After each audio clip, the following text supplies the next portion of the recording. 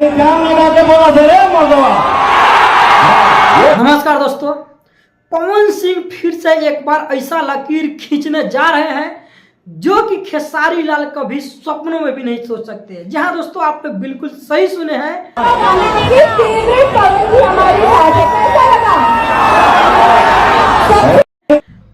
कि इस बार पवन सिंह के साथ में बॉलीवुड की एक्टर श्रद्धा कपूर भी अब गाना करने जा रही है भोजपुरी में। दोस्तों, ये भोजपुरी के लिए बहुत ही बड़ी बात है क्योंकि अब भोजपुरी में बॉलीवुड का लोग भी उतरने के लिए तरस रहे हैं। आप लोग वीडियो में देख रहे होइए किस तरह से कि आज श्रद्धा कपूर भरे स्टेज पर पवन सिंह को झपी और चुमा दे करके अपना एक इतिहास रच दिया है कि पवन सिंह का पावर वाकई में वो है जो कि शायद भोजपुरी के किसी भी कलाकार के पास नहीं है।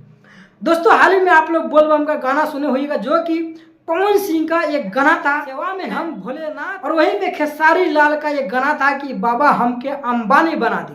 इसे साफ तौर पर साबित होता है दोस्तों कि खेसारी लाल के आगे धन का लालच है, बल्कि पवन सिंह का सिर्फ भक्ति। इसीलिए तो पवन सिंह का गाना जो है दोस्तों 5 मिलियन क्रॉस कर गया। वहीं पे अगर बात करें खेसारी लाल दोस्तों 2 मिलियन भी अटक गया है।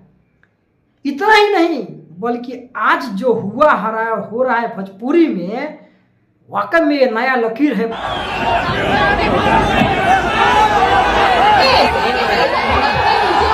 पवन सिंह का।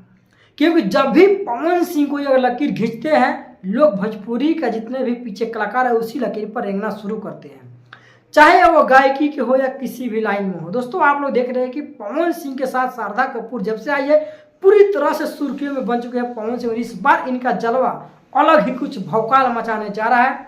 क्योंकि हाल ही में अभी राजनीतिक से संन्यास लेकर के और फिर से अपने पुराने अंदाज और पुराने कलाकारी में आ गए। इस बार अब फिर से कोई टक्कर में नहीं आने वाला है। तो नमस्कार, मैं हूं श्याम जी कुमार, आप देख रहे हैं श्याम जी ब्लॉग 24।